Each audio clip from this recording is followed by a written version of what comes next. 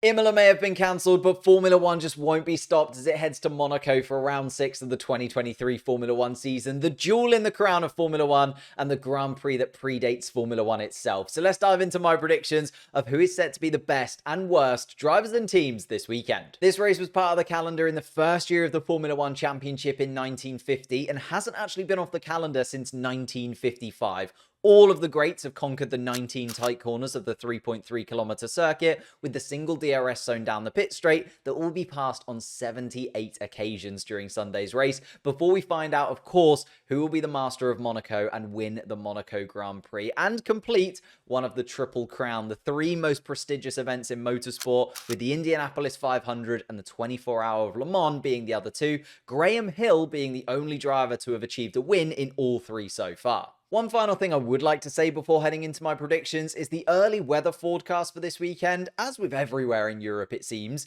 is a little bit unpredictable, and we could end up seeing a similar weekend to what we saw in 2022 with an insane downpour happening just before the race was set to get underway. Luckily, the new wet tyres that were supposed to debut in Imola look set to be available for Monaco this weekend. However, I'm not too sure if I'd want to be testing brand new, unproven tyres around a circuit as tight as Monaco, but that's up to the FIA. With all that being said, you hit the subscribe button and I'll get into my predictions. Last year's race saw a staggering 13 overtakes in total around Monaco, so in a similar fashion this year, I think it could be all about qualifying. So when I was looking for who I think will have the best drive, I thought about the obvious: Carlos Sainz, Charles Leclerc and Fernando Alonso. They've all made it into Q3 in all 5 races this season so far, so they're pretty much guaranteed to qualify well, but Carlos Sainz was on the podium last year with 2 Red Bulls, so maybe history repeats itself this year. But then I scrolled down the qualifying statistics a little bit further, and one name just jumped out at me that's been really, really good in comparison to where I thought he was going to be.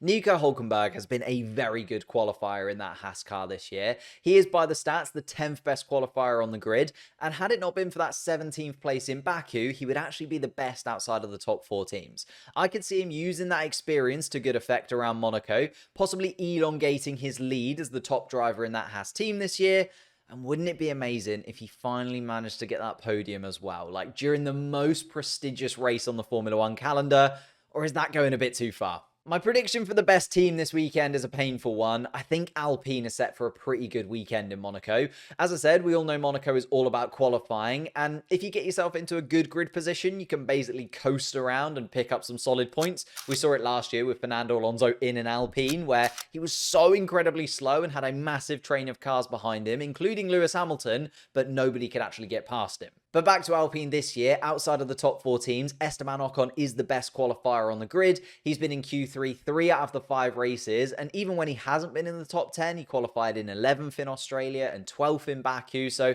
his average qualifying position over the course of this year points towards him being able to do it again in Monaco. Whilst his teammate, Pierre Gasly, is statistically the 11th best qualifier on the grid this season. It's been a bit all or nothing with Pierre though, as in Bahrain he was in 20th, and Miami he was in 5th, so a much larger spread of qualifying results compared to his teammate, but again, his average qualifying position does point towards him getting close to the top 10 and therefore being able to hold on to a result. Putting the 2 of them together on a track like Monaco in what I think we can all agree is the 5th fastest car, even if the Constructors' Championship doesn't say that, makes me think that both of the Frenchmen will come away with solid points this weekend, and that's the best that Alpine can ask for. Mercedes were set to bring some big upgrades to Imola, including changes to their suspension, floor, and bodywork last weekend to try and close the gap to the other top 4 teams, as you could argue that I think Mercedes have been the slowest of the 4 in qualifying and often find themselves 3rd or 4th fastest when it's come to race pace too. So the upgrades are going to have to do a lot of good work to make sure that Mercedes can overcome that qualifying deficit that they currently have to the teams like Ferrari and Aston Martin. I just think with the added complications that the team will have sorting out the upgrades that were supposed to be spread over the course of 2 weekends,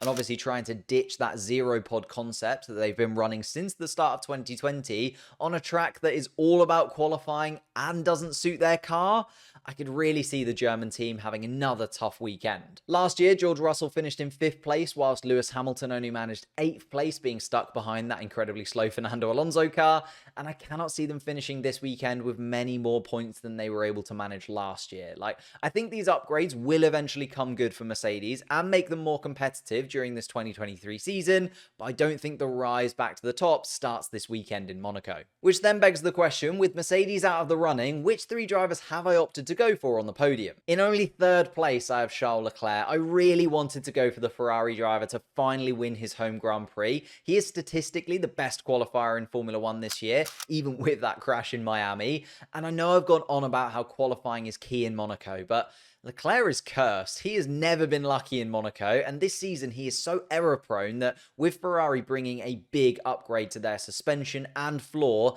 he will have to get used to a slightly different balance in that Scuderia car, which could end in disaster. I'm playing it safe and slotting him in 3rd place, but honestly, it could be 1st, it could be 20th. 2nd place, Max Verstappen. This may come back to bite me again, as I went for Max Verstappen to finish in 2nd place in Miami, and that didn't go very well for me. Additionally, Max has been great in qualifying this year, picking up a front row in the 3 sessions that he hasn't had issues, because Saudi Arabia, he had a mechanical problem, and Miami, he had a Leclerc problem, so he should go on to win this race fairly comfortably, and I'm still expecting Red Bull to have the fastest package overall, and therefore they should take pole position on the Saturday. But if you've been following me for long enough, you know I love a storyline. Which is why, in 1st place, picking up his 33rd win in Formula 1, Fernando Alonso. Aston Martin have shown in the first 5 races that their car isn't really built for the straights, but is incredibly quick in the corners. And luckily for them, Monaco is pretty much entirely slow speed corners.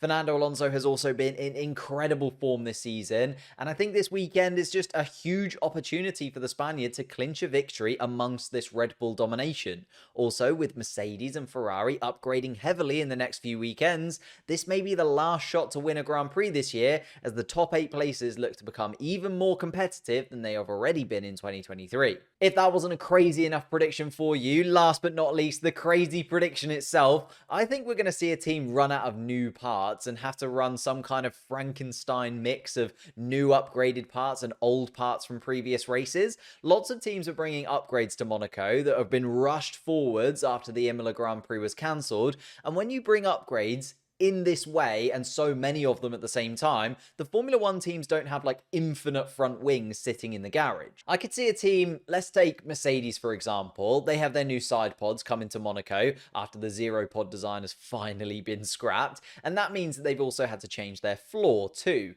Maybe they have a little bump in free practice or a crash or two, and they don't have very many of these brand new floors just available to them, and if they break too many of them, then the team will be forced to use parts from the old car. Mercedes is probably a bad example as they have a lot of money and resources behind them, but a team like Haas or Alfa Romeo or Williams, any kind of crash with these new parts on the car could be devastating. I'd love to know your predictions for the Monaco Grand Prix down in the comments below though, and whilst you're down there, leave a like on the video, subscribe to the channel if you're new, and I'll see you next time.